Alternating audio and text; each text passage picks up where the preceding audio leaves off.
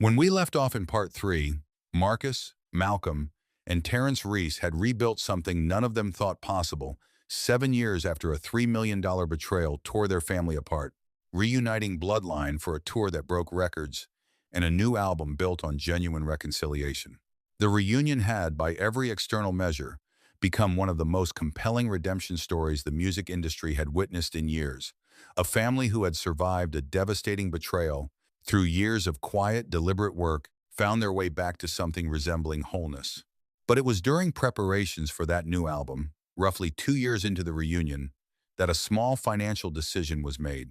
one that would eventually reveal whether real change had actually taken hold, or whether it had simply been waiting, patiently, for the right conditions to return. This is part 4 of the Bloodline story, and it is, by both twins' own account, the hardest part of this entire story for them to revisit. If you haven't watched parts 1 through 3 yet, go back and start there so this part makes sense. Let us know in the comments where you're watching from, and subscribe so you don't miss the conclusion of this series. The decision itself, when it was made, seemed almost administrative in nature, hardly the kind of moment anyone involved would have flagged as significant at the time. As the joint album neared completion and a second reunion tour began taking shape, the group's independent financial oversight team, the external structure both twins had insisted on from the very beginning of the reunion, recommended consolidating certain touring and merchandise revenue streams under a single point of coordination to simplify an increasingly complex web of vendor contracts, venue agreements, and licensing arrangements that had grown unwieldy across 2 years of reunion-era business activity. The oversight team's recommendation was presented in a routine quarterly meeting, one of dozens of similar administrative discussions the group had held since the reunion began, framed entirely around operational efficiency rather than any question of trust, which is precisely why, both twins have since reflected, none of them approached the decision with the level of scrutiny that, in hindsight, it may have warranted. Terrence, given his advisory role and his demonstrated strategic value over the previous 2 years, was the natural candidate to take on this consolidated coordination role, a role that, critically, still fell short of full financial control, but that did grant him meaningfully more direct oversight of specific revenue streams than his original advisory position had included. By this point in the reunion, Terrence had genuinely proven himself repeatedly in smaller ways, identifying a licensing opportunity in the Asian market that had significantly boosted the group's international revenue, negotiating a favorable venue partnership for the upcoming tour that saved the group a substantial sum compared to their previous touring cycle, contributions that had steadily, gradually rebuilt a kind of professional credibility alongside the personal trust the family had been rebuilding since their father's hospitalization. Marcus has said the decision felt, at the time, like a reasonable evolution of trust that had been genuinely earned over 2 years of transparent, verified behavior, rather than any kind of return to the unchecked authority Terrence had once held. He has described specifically weighing the decision against his memory of the original betrayal, consciously asking himself whether this expanded role represented meaningful additional risk, and concluding, based on everything he had observed over the previous 2 years, that the answer was no. A conclusion he has since had to sit with, knowing how wrong it ultimately proved to be. Malcolm has echoed this, noting that the independent oversight team remained in place throughout, reviewing Terrence's decisions on a regular reporting cycle that both twins believed provided sufficient safeguard against any repeat of what had happened years earlier, a belief reinforced by the fact that the oversight team itself had raised no concerns whatsoever during the 2 years leading up to this consolidation. What none of them fully appreciated at the time, according to the forensic findings that would eventually emerge, was how specifically Terrence had studied the exact mechanisms of the original oversight structure during the 2 years since its implementation, understanding, with the same strategic instinct that had always made him effective at his job, precisely where its blind spots existed. The independent oversight team's reporting cycle, while genuinely rigorous for the revenue streams it was designed to monitor, had not been structured to capture certain merchandise licensing arrangements that fell into a newly created category, specifically tied to the consolidated coordination role Terrence had just been given. A gap that appears, based on the eventual investigation, to have been at minimum recognized and exploited by Terrence rather than created deliberately by him from the outset, though the distinction would later become a significant point of contention. Over the following 14 months, according to the eventual forensic review, Terrence began directing a portion of merchandise licensing revenue, specifically international licensing deals that fell into a gray area not explicitly covered by the original oversight agreement's defined revenue categories, into an account once again held outside the group's shared financial structure. The amounts involved during this second period were, by design, according to investigators who later reviewed the pattern, considerably smaller in any single transaction than the pattern from years earlier, structured specifically to avoid triggering the kind of threshold that might draw attention during routine review, a level of restraint and precision that several forensic accountants involved in the eventual investigation noted reflected lessons Terrence had directly absorbed from the consequences of his first betrayal. The truth began to surface not through any deliberate investigation initially, but through an unrelated licensing dispute with an international merchandise distributor based in Europe, a company that reached out directly to Marcus's personal assistant, bypassing Terrence's office entirely,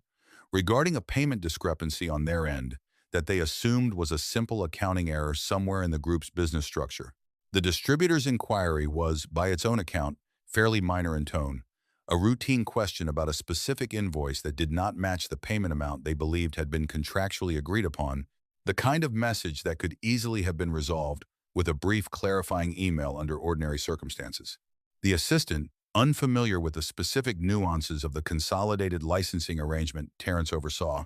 forwarded the inquiry to the independent oversight team rather than to Terrence directly, a routing decision made purely out of standard procedure that would ultimately prove decisive in bringing the pattern to light. The oversight team's review of the specific licensing category flagged by the European distributor's inquiry revealed, within roughly 3 weeks, a pattern of payment routing that did not match the group's official contracts, small but consistent discrepancies between what international licensees believed they were paying and what was actually being recorded in the group's official books. Discrepancies that traced back, once fully mapped, to a secondary account structure Terrence had established specifically for this newly consolidated role. The lead analyst on the oversight team, working methodically through 18 months of licensing records once the initial discrepancy raised sufficient concern to warrant a broader review, has since described the pattern as unmistakably deliberate once fully visible, structured with a level of technical sophistication that suggested careful planning rather than any kind of accidental or borderline accounting decision. When the oversight team brought their preliminary findings to Marcus and Malcolm, both twins have said they experienced a specific, sickening recognition, a feeling neither of them has ever fully been able to put into words beyond describing it as somehow both completely shocking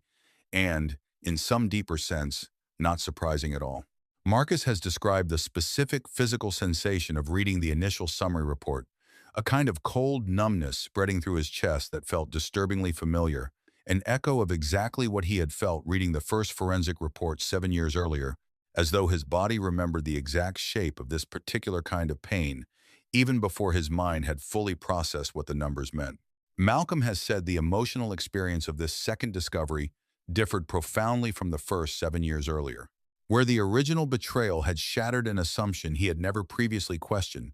that his brother was fundamentally trustworthy, this second discovery shattered something arguably more painful: the specific, carefully rebuilt hope that genuine change was possible, that the previous 2 years of reconciliation had represented something real rather than simply a more sophisticated version of the same underlying pattern. He has described sitting with the preliminary findings alone in a hotel room for nearly 2 hours before he could bring himself to call Marcus, needing that time simply to absorb what the discovery meant, not just about Terrence, but about his own judgment in choosing, once again, to extend that level of trust, replaying in his mind every small moment of connection from the previous 2 years, wondering now which of them, if any, had been genuine. Marcus has described a similarly devastating reaction, compounded by a specific guilt he has said he has struggled with since, having been the one who originally reached out to Terrence during their father's hospitalization, having been, in many ways, the driving force behind the reunion itself. He has said he spent the days immediately following the discovery, replaying every decision that had led to this moment, wondering whether a more cautious version of himself might have structured the oversight differently, might have caught the gap in the reporting cycle before Terrence had the opportunity to exploit it.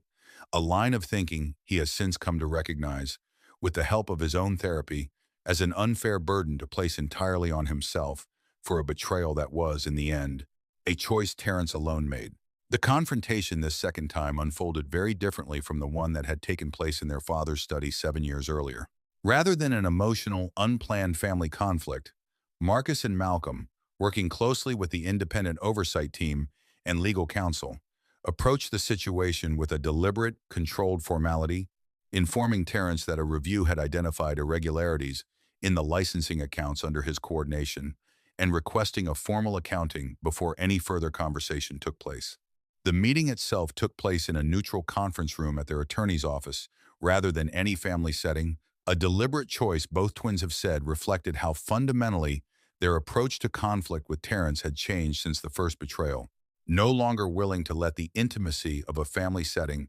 soften what needed to be an unambiguous, professionally documented confrontation. Terrence, according to those present, did not initially deny the findings once presented with the specific documentation, but his response, both twins have said, differed meaningfully from his response 7 years earlier in one specific troubling way. This time, faced with evidence, he attempted first to minimize the scope of what had been found, characterizing the diverted funds initially as a temporary cash flow arrangement he had intended to fully disclose and resolve before the tour's next financial reconciliation period, an explanation that unraveled quickly once the independent forensic review, conducted over the following 6 weeks, revealed the pattern extended further back and involved considerably more revenue streams than Terrence's initial characterization suggested. This distinction, subtle as it may sound, carried enormous weight for both twins in how they ultimately processed what had happened. Malcolm has said that the first betrayal, however devastating, had at least been followed by what felt, at the time, like genuine, if incomplete, acknowledgement, once confronted directly. This second betrayal's initial response, an instinct toward minimization rather than immediate honesty, struck both twins as evidence of something they found even harder to reconcile than the financial theft itself, a suggestion that whatever growth Terrence had genuinely undergone during his years of therapy and reflection had not, in the moment it mattered most, it been sufficient to override an old pattern. The instant, real opportunity and real pressure presented themselves again. Marcus has said he found himself, during the weeks following this second confrontation, questioning not just Terrence's honesty in this specific instance, but retroactively questioning the sincerity of the years of reconciliation that had preceded it, a painful recalibration of memories he had until then considered among the most meaningful of his adult life. Their parents, informed of the second betrayal only after Marcus and Malcolm had confirmed the full scope of the forensic findings, responded with a devastation that both twins have said was, in some ways, harder to witness than their own pain. Otis, still managing his own heart condition, took the news particularly hard, and Loretta has since said, in one of the only public comments she has made about this second chapter of the family story, that watching her husband absorb this second betrayal, so soon after the fragile joy of watching his sons reconcile, was among the most painful experiences of her life, a grief compounded by a fear that the stress of the revelation itself might further endanger Otis's already fragile heart. Loretta has described sitting with Otis the evening they learned the full truth, neither of them speaking for a long stretch of time, both of them, she has said, quietly grieving not just the money or the specific deception, but the loss of a particular kind of hope they had allowed themselves to feel during those 18 months of watching their sons genuinely rebuild something together. Malcolm has said one of the most difficult conversations of the entire second ordeal was not with Terrence at all, but with his mother, who asked him directly, during a quiet moment away from Otis, whether she had made a mistake encouraging the reconciliation in the first place, whether her own hope for her family's wholeness had inadvertently placed her sons back in harm's way. Malcolm has said he told her, as honestly as he could, that he did not believe there had been any way to know, that Terrence's growth over those first 2 years had appeared genuine by every measure any of them had available to assess it, and that the responsibility for what happened belonged entirely to Terrence, not to a mother who had simply hoped, understandably, for her family to be whole again. All of this unfolded Notably, while the second reunion tour was still actively in progress and the joint album remained only weeks from its scheduled release, forcing Marcus and Malcolm into an impossible professional bind on top of the personal devastation they were navigating privately. Contractual obligations to the label, to venues already booked months in advance, and to a touring crew and support staff whose livelihoods depended on the tour continuing as scheduled, meant that neither twin felt they had the practical option of simply halting everything the moment the discovery was confirmed. A reality both of them have described as one of the strangest and most painful aspects of the entire second ordeal, needing to perform, night after night, songs specifically written about the very reconciliation now privately unraveling behind the scenes. Marcus has described specific shows during this period that he has said he can barely remember performing, moving through the choreography and vocals on pure muscle memory, while his mind remained entirely elsewhere, wrestling with legal strategy, family devastation, and a grief he had no space to properly process given the demands of a touring schedule that showed no signs of slowing down. Malcolm has echoed this, describing one particular performance roughly a week after the initial discovery, where the group performed a song specifically written during the reconciliation period about rebuilding trust, and where he found himself, mid-performance, unable to continue singing for several seconds, covering the lapse by gesturing for the crowd to take over the lyrics, a moment fans in attendance that night still discuss online without any idea of the private context behind it. Terrence, notably, continued appearing at scheduled tour dates during the initial weeks following the confrontation, a decision made jointly with legal counsel on all sides to avoid breaching existing contractual and insurance obligations tied to the tour. While the full investigation and eventual settlement negotiations proceeded, an arrangement all three brothers have since described as excruciating, requiring them to maintain a functional, publicly convincing professional relationship on stage each night, while private legal negotiations over the scope of Terrence's second betrayal continued in parallel behind the scenes. Crew members from this period have described an atmosphere backstage that shifted dramatically from the warmth of the tour's earlier months. Professional and polite, but noticeably tense, with several longtime crew members later admitting they sensed something had changed without understanding the full scope of what it was,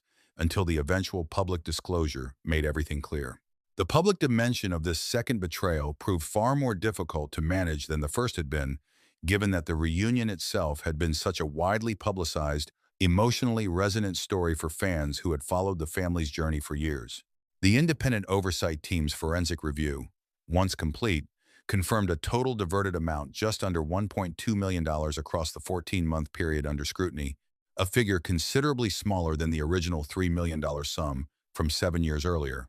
but one that carried, both twins have said, a weight far exceeding its dollar value given everything the reunion had come to represent, not just for the family, but for a fan base that had invested real emotional stock in the story of reconciliation. Marcus and Malcolm, after extensive deliberation and against the advice of some members of their legal team who favored quiet, private resolution similar to the first settlement, made the decision this time to be considerably more transparent with the public about what had happened, a decision both twins have described as driven less by any desire for public vindication and more by an exhaustion with secrecy itself, a sense that 7 years of a confidentiality provision protecting Terrence had, in its own way, contributed to the conditions that allowed a second betrayal to occur in the first place. Malcolm has said he found himself, during the internal debate over how to handle the disclosure, returning repeatedly to a single question: whether continued privacy was actually protecting the family this time, or simply protecting Terrence at the family's continued expense. A question that, once asked plainly, made the eventual decision feel less difficult than it might otherwise have been. The legal team's counter-argument was not without merit, both twins have acknowledged. A second public disclosure risked significant reputational damage, not just to Terrence, but to Marcus and Malcolm themselves, given that some portion of the public, inevitably, would question their judgment in extending trust to Terrence a second time at all, a criticism both twins have said they anticipated and to some degree understood, even as they ultimately decided the risk was one worth accepting in exchange for finally telling their story honestly and completely. The internal decision-making process during this period placed considerable strain on Marcus and Malcolm's own relationship as well, the two of them disagreeing at various points over the exact scope and framing of any eventual public statement, disagreements that, while never approaching the severity of the rupture with Terrence, nonetheless represented the first genuine friction between the twins themselves in years. Marcus has said these disagreements, uncomfortable as they were in the moment, ultimately strengthened his relationship with Malcolm, forcing an honesty between them about fear, exhaustion, and diverging instincts for self-protection that neither twin had needed to fully articulate to the other during the smoother years of the reunion. Looking back on this second betrayal now, both twins have offered somewhat different reflections on what it ultimately revealed. Marcus has said he has come to believe that Terrence's growth during those first 2 years of reconciliation was likely genuine in many respects, but insufficient on its own to override a pattern of behavior formed over an entire adult lifetime, the moment sufficient opportunity and sufficient financial pressure aligned again, a distinction he has said matters to him even now, allowing him to hold both the reality of his brother's growth and the reality of his brother's failure, without needing either one to fully cancel out the other. Malcolm has taken a somewhat harder line in his own reflections, saying he has come to believe that true change requires a kind of vigilance that Terrence, for whatever reason, was either unable or unwilling to maintain once real temptation returned, a distinction Malcolm considers meaningful regardless of how much genuine internal work Terrence may have done during the years in between. What Marcus and Malcolm ultimately decided to do, how the public and their own fan base responded to learning the full truth of both betrayals for the first time, and whether anything resembling a relationship between the three brothers could possibly survive this second, more calculated deception, is where the final part of this story begins. Do you think Terrence's more sophisticated second attempt reveals someone who never truly changed, or someone who changed genuinely but was still, in the end, unable to resist temptation when real opportunity returned? Let us know what you think in the comments, and subscribe so you don't miss the final part of the Bloodline story, where the Reese family faces a reckoning far more public and far more permanent than anything that came before it.